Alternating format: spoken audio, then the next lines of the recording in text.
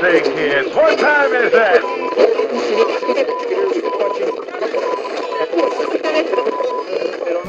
It started like any other day. I got my coffee, sat down, checked out what was going on, and lo and behold, there was a major sale overnight, right around midnight Eastern, here on the East Coast, U.S.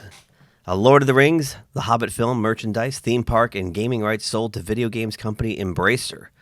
This article comes to us from Variety, published at about 4:30 a.m. this morning here on the East Coast. Before we get into the story, though, if you have not subscribed to the channel, please do. It only helps us grow and bring you more content down the road. So, let's see what they say. Middle-earth Enterprises is the holding company that owns all of J.R.R. Tolkien's works, including Lord of the Rings, The Hobbit, and more, has been sold to Swedish gaming conglomerate Embracer. The rights include movies, books, theatrical productions, video games, theme parks, and merchandise in Tolkien's most famous literary works, Lord of the Rings and The Hobbit, as well as matching rights in other literary works related to the Middle-earth and authorized by the Tolkien estate and HarperCollins, primarily the Silmarillion and Unfinished Tales of Numenor and Middle-earth, two compilations which were published after the writer's death in 1973, and those are really all that Amazon has the holding rights to, I believe, at this time, to make Rings of Power their horribly perverted DOA version of Lord of the Rings. And kind of ironic. I mean, when you think about it, that show is due to premiere in a couple of weeks, and this happens overnight. We've been watching the press tour for Rings of Power, and though we have not really covered much of it at all on this channel to this point, you can see where they're going with this. All you have heard so far on the press tour is how stunning and brave all the actors are for taking such diverse roles in, reinventing Tolkien's work or improving on Tolkien's work, a work that has held up for 8 generations or so. I don't say 8 generations, 80 years. And it's been, one of the biggest selling books of all time globally. The movies are one of the most successful film franchises in history globally. So no one had any kind of problem with these works until Bad Robot and Amazon got together and said, we can make this better. We can make this right. Anyway, I've digressed. Let's keep going here. In February of this year, Variety exclusively revealed that the previous owner of the Saul Zaentz company was looking to sell. So Saul Zaentz has held the rights since 1976 to the Lord of the Rings property. Suddenly want to sell. I believe Saul himself died about 8 or 9 years ago. So let's keep going. The rights, which will be housed under a subsidiary called Embracer Free Mode, were sold for an undisclosed amount. However, the pre-sale estimates suggest the value of the properties was at least $2 billion. It was initially expected that a Hollywood company might snap up Middle-earth Enterprises. Amazon. Sorry, something in my throat. With Amazon, being the likeliest contender given they are about to release Lord of the Rings, Rings of Power series. Instead, the Karlstad, Sweden-based conglomerate, which already holds a license to publish board games and card games based on Lord of the Rings and The Hobbit, under subsidiary group Asmodee Group, has emerged victorious.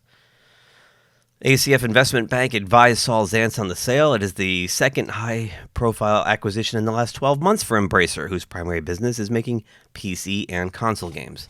After they released independent comics company Dark Horse, publisher of Hellboy, Umbrella Academy, and hundreds of other familiar titles, in December of 2021 for an undisclosed amount. So they are snapping up some properties. I am truly excited to have Lord of the Rings and The Hobbit, one of the world's most epic fantasy franchises, join the Embracer family, opening up more transmedia opportunities, including synergies across our global group, said Lars Wingefors, founder and group CEO of the Embracer Group. I am thrilled to see what lies in the future for this IP with Free Mode and Asmodee as they start within the group going forward. We also look forward to collaborating with both existing and new external licensees of our increasingly stronger IP portfolio. Marty Glick, COO of the Saul Zaentz Company, added, "We at Zaentz Company have had the honor over the past half-century of stewarding the Tolkien rights so that Lord of the Rings and The Hobbit fans worldwide could enjoy award-winning epic films, challenging video games, first-rate theater, and merchandise of every variety. We could not be more thrilled that it is Embracer now taking up the responsibility, and we are confident their group will take it to new heights and new dimensions while maintaining homage to the spirit of these great literary works." In the decades since Tolkien's death, there have been a number of legal wrangles over the rights to his literary creations, including years of litigation between Tolkien's estate and Warner Brothers, which, through New Line Cinema, produced Peter Jackson's blockbuster trilogy, The Fellowship of the Ring, The Two Towers, and Return of the King, that was settled out of court in 2017. There was also said to be some disagreement between the Zaentz Company and Warner over rights, with Zaentz Company maintaining that Warner's substantial live-action film rights in Lord of the Rings and The Hobbit had lapsed because they were not actively developing new content. In 2021, New Line announced it was planning a standalone original anime theatrical feature entitled Lord of the Rings, The War of easy for me to say first thing in the morning.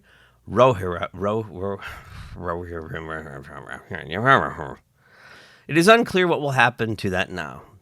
Variety has reached out to Warner Brothers Discovery for comment. Of course, they're going through a lot of changes of their own with the new Discovery ownership and David Zaslav taking a hatchet to everything.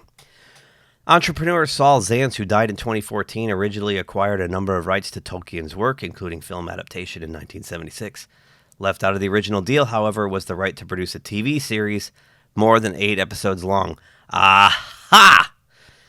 This loophole meant that Amazon were able to negotiate directly with Tolkien's estate to make the TV series, and it is unclear whether the sale to Embracer will have any impact on the series, which launches next month. Variety has reached out to Amazon for comments. So that's where it stands right now. Little fishy on the timing. I think we've seen, if you go out of YouTube, look at anything published by Amazon Studios for Rings of Power and look at how badly they're ratioed. Tolkien fans are not standing for this. I wouldn't consider myself a Tolkien fan, but I love the Lord of the Rings trilogy by Peter Jackson. I think it's a masterpiece. And when you put what I've seen from Amazon next to that, it's trash. Not interested. And somehow either Edson or I or both of us are going to have to muscle our way through some of that, because we can't be sitting on the sidelines when one of the biggest train wrecks, I think, of all time occurs. So anyway, so that's the big news. So Lord of the Rings is now in the hands of the Embracer Group. Looks like they're going to build theme parks and all kinds of stuff. Where will they take the franchise, and will they take it away from Amazon? Because I think this was purposely set in motion because the Amazon series is going to be wrecked. And apparently Amazon committed to 5 seasons of this. It's going to be dead on arrival, and I'm guessing that this is a safety valve so Amazon can wash their hands of it and say, well, we don't own the rights anymore. It goes to those guys. And maybe Embracer will shut it down and or retool it after the first season goes right in the tank.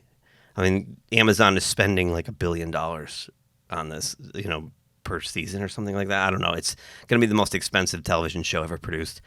And from what I've seen, it doesn't look like they're spending the money wisely. So anyway, that's it for me. Would love to know what you guys think. Leave a comment below. Smash that like button if you can. Don't forget to subscribe to the channel. Have a great day, and we'll see you next time. If you enjoyed this video, please give us a thumbs up below. Also, please subscribe to GeekTime TV. It really helps us grow the channel. And make sure you hit that bell icon in order to receive notifications every time we drop new content here. You can also check us out on social media on Twitter, Facebook, and Instagram at GeekTimeNet. Thanks again for watching. We will see you soon. Say, kids, what time is that?